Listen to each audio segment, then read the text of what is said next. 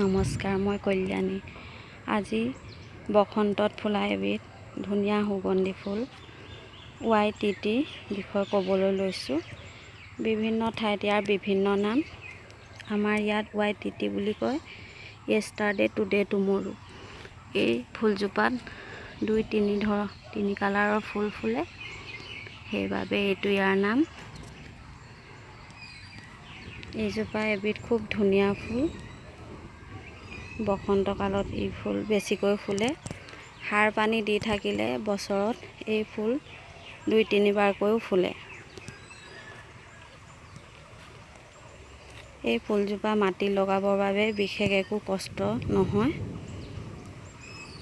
এইজোপা মোৰ মাটিত থকা সম্পূৰ্ণ ফুলজোপা মই দেখুৱাইছোঁ। এই ফুলজোপা লগাবৰ বাবে আপোনালোকে নাৰ্চাৰীৰ পৰা এটা পুলি আনি মাটিত যিটুকুৰা ঠাইত অলপ বেছিকৈ ৰ'দ পৰে তেনে ঠাইত শুকান গোবৰ আৰু কেঁচুসাৰ মিক্স কৰি পুলিটো লগাব।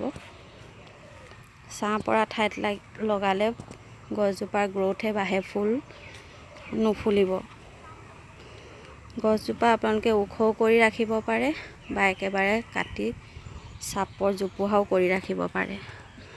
ফুল ফুলাৰ পিছত আপোনালোকে মাজে সময়ে গছৰ ডালবোৰ অলপ কাটি থাকিব, তেতিয়া গছজোপা বেছি জোপোহা হৈ পৰিব, দেখিবলৈও ধুনীয়া লাগিব।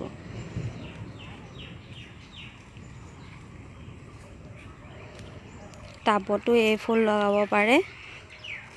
টাবত লগাবৰ বাবে এভাগ মাটি, এভাগ বালি আৰু এভাগ শুকান গোবৰ দি গছজোপা লগাব পাৰিব।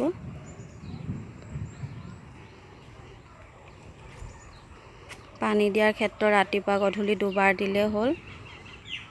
কেঁচুসাৰো মাজে সময়ে দি থাকিব পাৰিব। ভিডিঅ'টো ভাল লাগিলে লাইক, ছাবস্ক্ৰাইব আৰু কমেণ্ট কৰিব। বাই, হেভ এ গুড ডে।